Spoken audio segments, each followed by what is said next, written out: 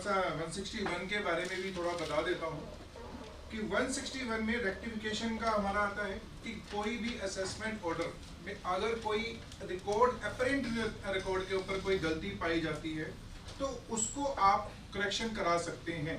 बहुत सारे क्वेश्चन अभी आपने 73 के जो नोटिस आए थे 17-18 से लेके 20-21 के अभी चल रहे हैं, तो बहुत सारे क्वेश्चन उठे थे कि किसी जो टैक्स पेयर है उसने रिप्लाई ही नहीं दिया। अगर रिप्लाई नहीं दिया तो क्या उसकी रेक्टिफिकेशन के लिए आप जा सकते हो? तो उसका आंसर ये है कि आप उस के अगेंस्ट रेक्टिफिकेशन में नहीं जा सकते, क्योंकि आपने कोई रिप्लाई ही नहीं दिया। जब रिप्लाई ही आपने फाइल नहीं किया तो आप कैसे रेक्टिफिकेशन के लिए उसके अगेंस्ट आपको ऑर्डर के अगेंस्ट जाएंगे? 161 के अंदर जो आपकी रेक्टिफिकेशन है वो on the apparent of the record. तो आपने कोई सबमिशन दी, उस सबमिशन को आप उसने रिकॉर्ड नहीं किया या कंसीडर नहीं किया, दैट्स कि आप उसके अगेंस्ट आप रेक्टिफिकेशन में जा सकते हैं। रेक्टिफिकेशन में जाने के आपके पास कितना टाइम है? 3 महीने के अंदर आपको रेक्टिफिकेशन के लिए आपको एप्लीकेशन फाइल करनी होती है, जो 6 महीने से ज़्यादा के बाद आप बिल्कुल फाइल नहीं कर सकते। मीन्स अगर किसी असेसिंग ऑफिसर के अगेंस्ट ऑर्डर के अगेंस्ट डिपार्टमेंट ने भी अगर कोई रेक्टिफिकेशन फाइल करानी है या आपने टैक्स पेयर ने खुद ने कोई रेक्टिफिकेशन फाइल करनी है, तो within the period of 3 months from the date of order you have to file for the rectification. तो ये रेक्टिफिकेशन का एक छोटा सा था। अब हमने मेन टॉपिक पे आते हैं, सेक्शन 128A। 128A जो एमनेस्टी स्कीम है उसको हमने मेरे 3 पार्ट्स में बांटा है। ये स्कीम है क्या, दूसरी ये स्कीम किस किस के ऊपर एप्लीकेबल है, और अगर ये स्कीम के अगेंस्ट आपका ऑर्डर आपके अगेंस्ट चला जाता है, मीन्स कि आपकी एप्लीकेशन को रिजेक्ट कर देता है, तो आपके उसके क्या कॉन्सिक्वेंसेस है। ये 3 पार्ट्स में मैंने इसको डिवाइड किया है। सबसे पहले हम देखेंगे कि एप्लीकेशन ये स्कीम जो है किस किस के ऊपर एप्लीकेबल है। जितने भी आपने 17, 18, 18, 19, 19, 20, 20-21 के अभी चल रहे हैं और 20-21 के लिए स्कीम नहीं है। 17, 18 से लेके 18, 19, 20 तक के ऑर्डर्स के अगेंस्ट जो 73 सेक्शन 73 के 9 के 73 सबसेक्शन 9 में आपके जो ऑर्डर पास हुए हैं उसके अगेंस्ट जितनी भी आपके ऑर्डर हुए हैं, आपके अगेंस्ट हुए हैं, या जो भी टैक्स डिमांड उन्होंने निकाली है उसके में आपको टैक्स भी निकाला है, इंटरेस्ट भी लगा होगा और पेनल्टी भी लगी होगी। 3 चीज़ें उसमें आपको लगी होगी। तो 73 के जितने भी ऑर्डर आपके पास हुए हैं, एक तो ये स्कीम उन ऑर्डर्स के ऊपर एप्लीकेबल है।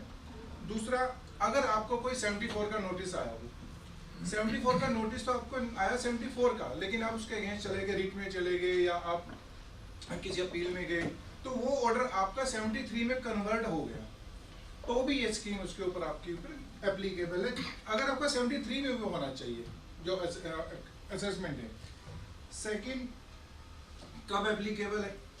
पहला, आपको नोटिस आया 73 सबसेक्शन 1 में, या तो नोटिस आया ऑर्डर पास नहीं हुआ, या ऑर्डर पास हो गया है लेकिन आपने 107 में अपील फाइल किए, उसका ऑर्डर पेंडिंग है, या उसका भी ऑर्डर आ गया है तो आपकी 108 में रिवीजन पेंडिंग है, वो भी आ गया है तो आपकी ट्रिब्यूनल में कोई अपील पेंडिंग है।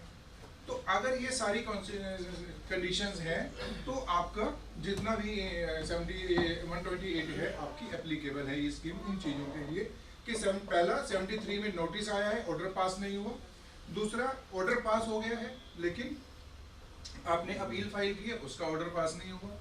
अपील का ऑर्डर आ गया है, 108 में आपकी रिवीजन की एप्लीकेशन पेंडिंग है, वो भी हो गई है। तो ट्रिब्यूनल तो भी आया नहीं है तो उसको डिस्कस अभी नहीं करते। तो इनके ऊपर आपका ये है।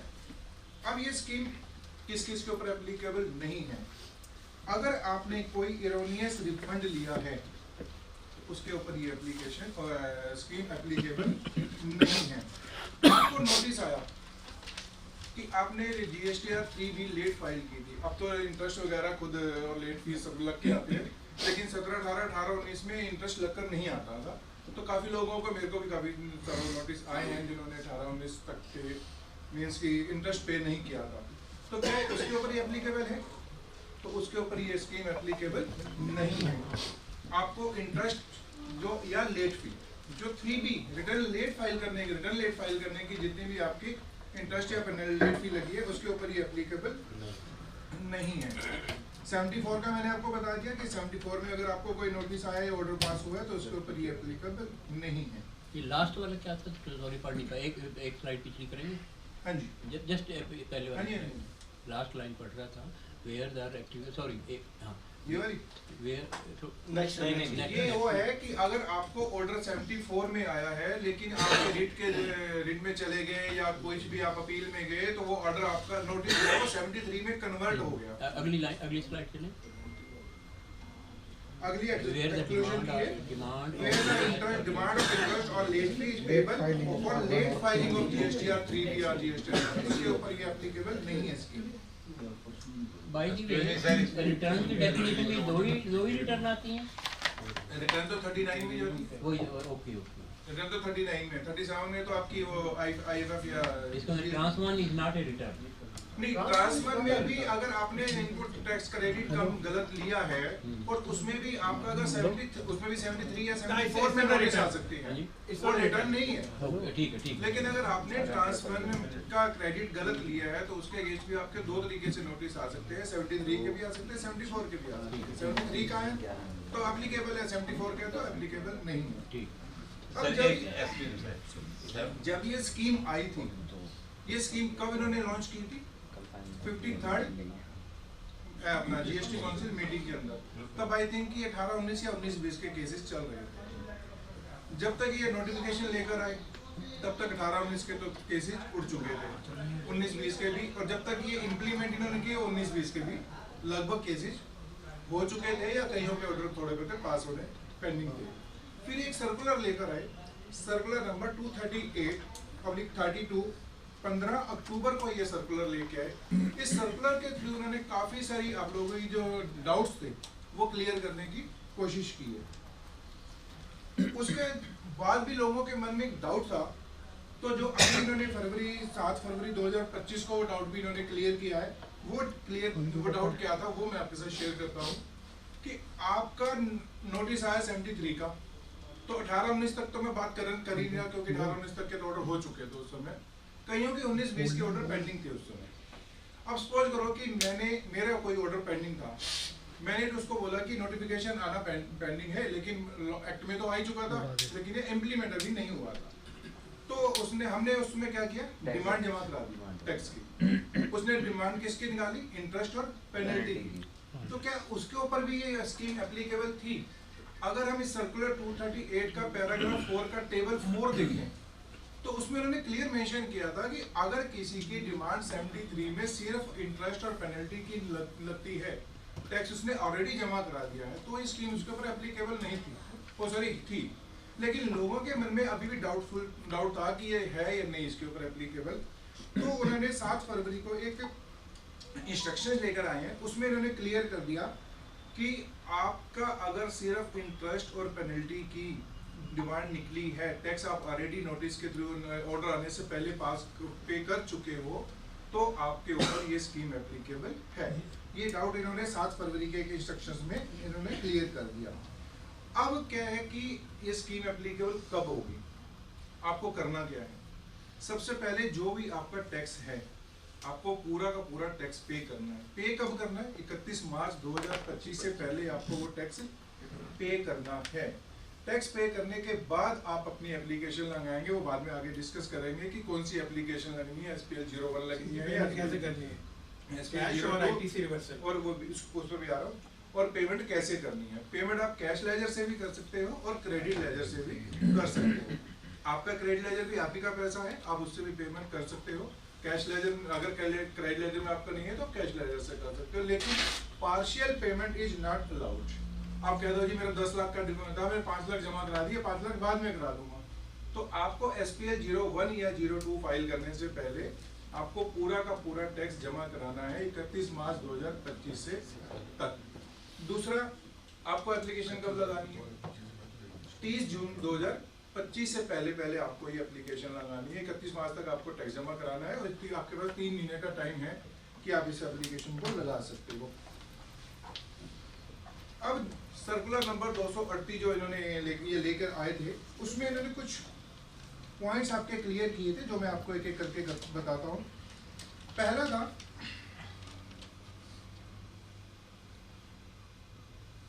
where the order is for the multiple issues including the tax pay, including erroneous refund।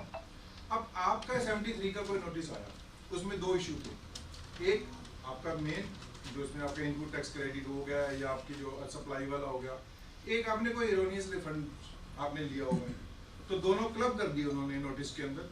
तो आपका जो एरोनियस रिफंड वाला पोर्शन है वो निकल जाएगा, बाकी वाला जो है उसके ऊपर आपकी स्कीम एप्लीकेबल होगी। तो ये पूरे के ऊपर एप्लीकेबल नहीं होगी, ये उन्होंने डाउट क्लियर किया था। सेकंड उन्होंने किया था कि where the department files an appeal and tax liability is enhanced, the taxpayer has to pay additional tax। अगर आपके अगेंस्ट कोई ऑर्डर पास हुआ, आपका 2 लाख रुपए का टैक्स निकला, आपने 2 लाख टैक्स जमा करा दिया, लेकिन डिपार्टमेंट उसके अगेंस्ट अपील में चला गया और उसने आपकी टैक्स की डिमांड बढ़ा दी, तो फिर आपको वो वाला पूरा टैक्स देना है, तभी आप इस स्कीम में जा सकते हो, अदरवाइज आप इस स्कीम में नहीं जा सकते।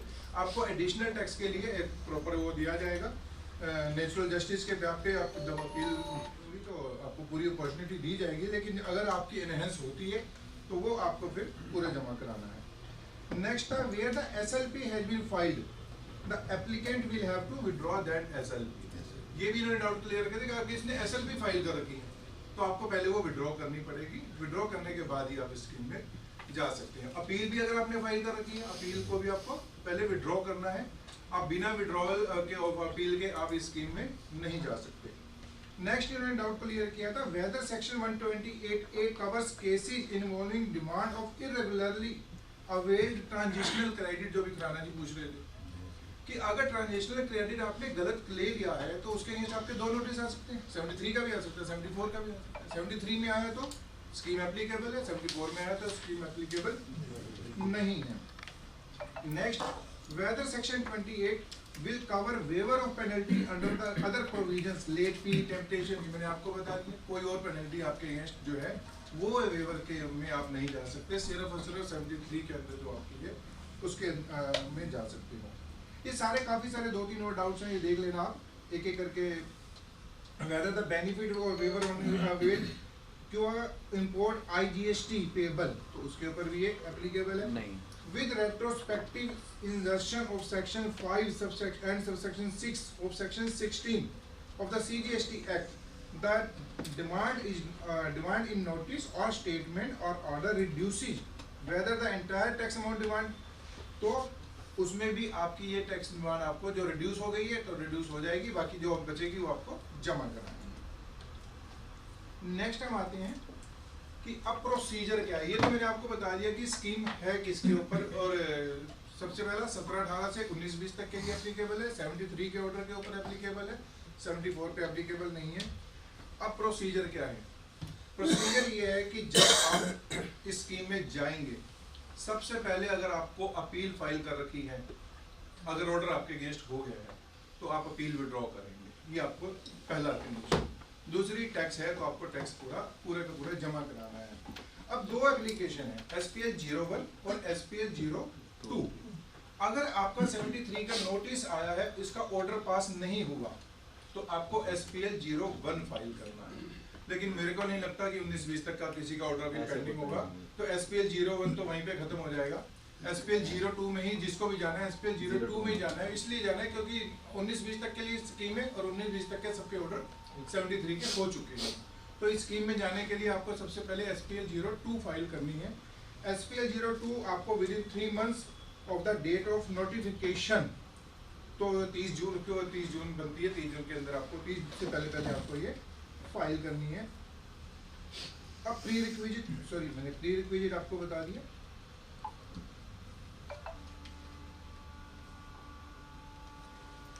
ये भी बता दिया मैंने आपको। अब नेक्स्ट, जब आप SPL 01 या 02 फाइल करेंगे, अब होगा क्या? पहला, या तो असेसिंग ऑफिसर आपसे आपकी एप्लीकेशन से सेटिस्फाई हो जाएगा या सेटिस्फाइड नहीं होगा। अगर वो सेटिस्फाइड नहीं है तो आपको SPL 03 को आपको इशू करेगा और आपको अपॉर्चुनिटी देगा कि आपको एक पर्सनल हियरिंग भी देगा आपको कि आप मैं इन चीज़ों को नहीं मानता या जो भी अपने पॉइंट्स उठाने हैं तो आप अपना मैटर रखेंगे। अगर SPL 03 के अगेंस्ट आप जो रिप्लाई डालेंगे वो SPL 04 में डालेंगे, अपना रिप्लाई डालेंगे। SPL 04 कब डालेंगे? Within the period of 1 month from the date of SPL 03। ये आप नोट कर लेना। 1 महीने के अंदर काफी लोग क्या करते हैं, नोटिस को लेके बैठ जाते हैं और रिप्लाई नहीं डालते जब तक वो वहाँ पे ब्लॉक हो जाता है।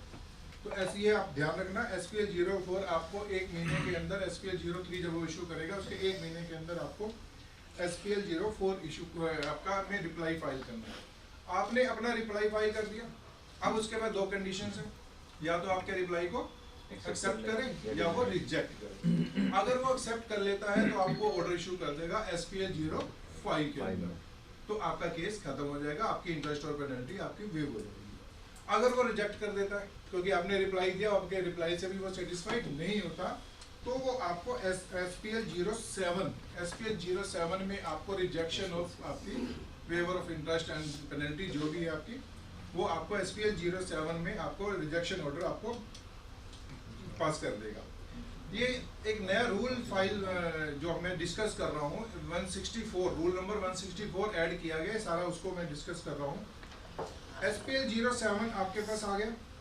सर अगर हाँ जी 128 में सिर्फ इंटरेस्ट टैक्स पे करना है, इंटरेस्ट और पेनल्टी नहीं पे करनी, तो रिजेक्शन का रीजन क्या होगा कि वो आपकी एप्लीकेशन को रिजेक्ट कर दे? तो आपने टैक्स पे कर दिया, फिर क्या Satisfy नहीं, but what's the reason for not satisfaction? Reason for Rejection satisfaction ये हो सकता है कि आपने तो 73 मानकर दे दिया, आज हो सकता है कि कोई डिमांड कोई और हो, आपकी किसी और चीज की हो, किसी और चीज की तो डिमांड हो सकती है। मैं तो SPL 02 हर में चला जाऊंगा, मेरे अगेंस्ट किसी की भी ऑर्डर की डिमांड है, मैं तो SPL 02 फाइल कर दूं, लेकिन ये तो उसको देखना है कि वो आपकी उस कंडीशन उसके साथ ऑर्डर भी 73 का लगाएंगे। एरोनियस रिफंड का भी हो सकता है, एरोनियस रिफंड का लगा सकते हो या किसी और पे भी लगा सकते हो ना, वो करेंगे, इसको डिस्कस करेंगे, ठीक है डिस्कस करेंगे। उसके बाद अगर with in the period of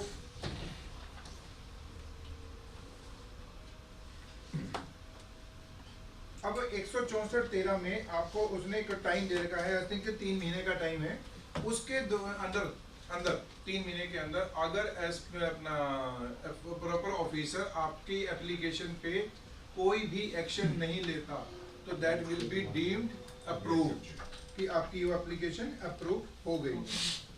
अब नेक्स्ट और लास्ट आता है, क्योंकि छोटा सा टॉपिक था, कि इसके एप्लीकेशन अगर आपकी रिजेक्ट हो जाती है तो इसके कॉन्सिक्वेंसेस क्या हैं। अगर तो SPL 05 आपको इशू हो गया तो फिर तो आप कोई करना नहीं, आपको करना कब है, जब SPL 07 इशू होता है, 7 इशू होता है रिजेक्शन का। तो अब आपकी अपील का टाइम तो खत्म हो गया, क्योंकि जो आपने ओरिजिनल अपील फाइल की थी उसका टाइम तो आपका खत्म हो गया, आपकी इधर से भी एप्लीकेशन रिजेक्ट होगी, तब आप क्या करेंगे? तो आप इसके अगेंस्ट अपील में जा सकते हैं, SPL 07 के अगेंस्ट अपील में जा सकते हैं, इसकी अलग से अपील है और प्रोसीजर वही है, within 3 months plus 1 month condonation 107 subsection 1 में आपको अपील फाइल करनी है। और अगर आप अपील में जाते हैं तो अगर किसी ने अपील फाइल पहले अपील फाइल की थी, वो विड्रॉ की और आपकी अपील भी रिजेक्ट हो गई, फिर क्या करोगे? तो उस केस में इन्होंने कहा है कि एप्लीकेंट में पहला तो ये है कि एप्लीकेंट में file appeal within the period of 3 months from the date of the order, means SPL 07। Preconditions of tax payment for filing an appeal does not apply here as the full tax। इसमें मैं एक बता दूं, pre condition में जब आप SPL 07 के against appeal में जाएंगे तो क्या आपको टैक्स जमा कराना है 10%? नहीं कराना, ऑलरेडी टैक्स तो आप 100% टैक्स जमा करा सकते हो, तो इसमें आपको प्री कंडीशन वाली 10% वाली तो कंडीशन आपकी है ही नहीं।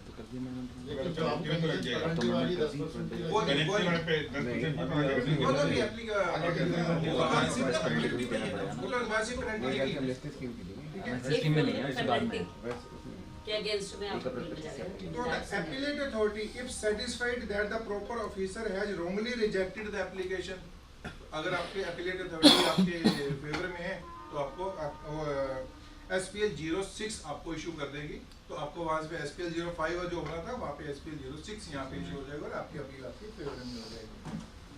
अब द अपीलेट अथॉरिटी अगर आपकी एप्लीकेशन को रिजेक्ट कर देती है, सारा केस यहीं पे आएगा कि आपकी वहां पर भी एप्लीकेशन रिजेक्ट हो गई, तो आपने जो विड्रॉ की होगी एप्लीकेशन और अपील विड्रॉ की होगी, वो आपकी जो ओरिजिनल अपील थी वो आपकी रिस्टोर कर दी जाएगी।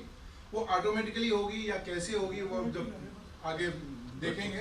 तो इसमें प्रोसीजर में ये लिखा गया है कि वो रिस्टोर कर देंगे आपकी ओरिजिनल अपील को अगर आपकी वो अपील रिजेक्ट हो जाती है।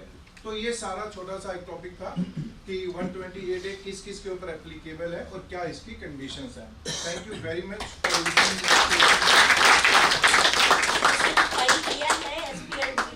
SPL 02 मैंने सिर्फ फाइल किया, अभी उसका अभी कोई एक्शन नहीं है। नहीं एक्शन नहीं है, लेकिन I will उसमें call her. आप आइए मैडम। एक आप हमारे मेंबर की अच्छा, बीवी है तो एक आपसे सेकंड, किसी लाना एक है। सेकंड। आइए। SPL 02 के साथ धर्मपाल जी, आप आइए। विड्रॉवल ऑफ जो अपील है वो भी साथ में लगानी है, ध्यान रखो। मोमेंटो ले ले, जान छोड़ा ले आपकी। अच्छा, क्या कर रहे हैं? तेरे को जहाँ पे फिक्र नहीं कर। अभी तुम्हारी जगह पे अभी तुम्हारी नॉलेज सबको मिल जाएगी। हाँ वो तो बात हो जाएगा। So let's go on clapping. Standing ovation, please, for our